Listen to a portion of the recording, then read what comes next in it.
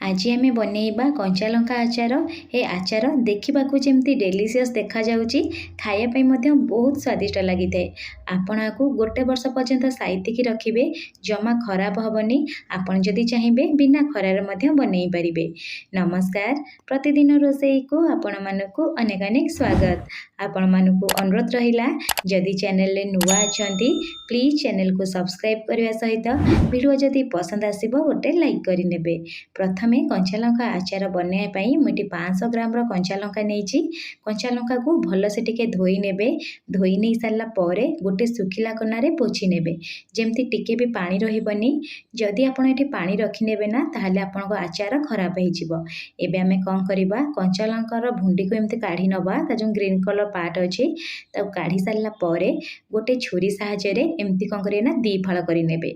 जदि एमती दी फाळ करिवे ताहले मसला भल से कंचा लंका सहित मिसी जाए, खायापी स्वादिष्ट लगी था। जितेबाला आप कंचा लंका काटुवे ना केयरफुली ही काटे।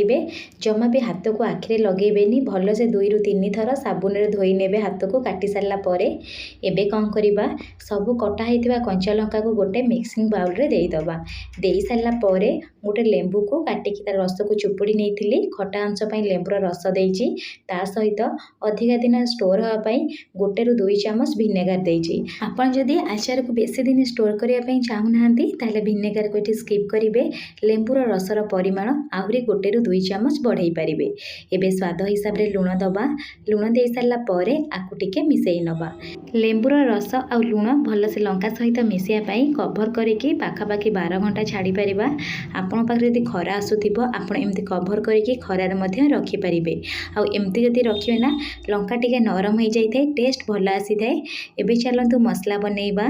मसला बनइया पई प्रथमे गोटे पैन बसई। पैन रे 2 ଚାମଚ पान मधुरी दउची। जेतिके आपण पान मधुरी देबे सेतिके परिमाण आपण एठी जीरा यूज करिवे। पान मधुरी और जीरा को प्रथमे टिके जस्ट भाजी नेबे।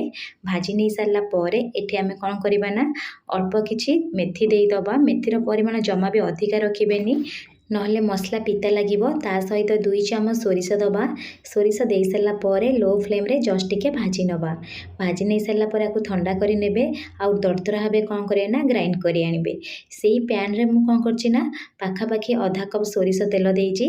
सोरिष तेल को मीडियम फ्लेम रे भल से टिके गरम करि नेबे। जेतले एमती धुआं बाहरिबो आकु आपण फ्लेम ऑफ करिकि टिके ठंडा करि नेबे। एपटे देखंतु मु सब मसला को गोटे मिक्सिंग जार रे देई देइथिली। एबे कोन करे ना पूरा दरदरा ग्राइंड करेंगे। फाइनली जमा भी ग्राइंड करेंगे। जदि फाइनली ग्राइंड करेंगे मसलार टेस्ट एत भल आसी न थाए। मु आपको हाथ में देखई दउछि, देखि पारुथिबे। मसला को प्रथमे गोटे साइड रे रखिबा। एपटे चलंतु चेक करि नबा। जेहेतु आम घरे खरा आसुथिला सेथिबे मु खरा रखिथिली। आ देखंतु केते बढ़िया से पूरा नरम हो जाइछि। एबे ऊपर तळ गिटे मिसई नबा।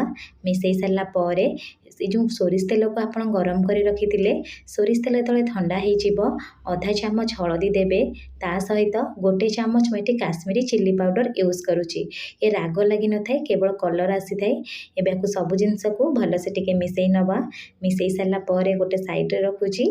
एपटे आमे कोन करिया ना पेसिकी रखिथिबा मसला को सब को कोन करिया ना लंका रे प्रथमे देई दबा।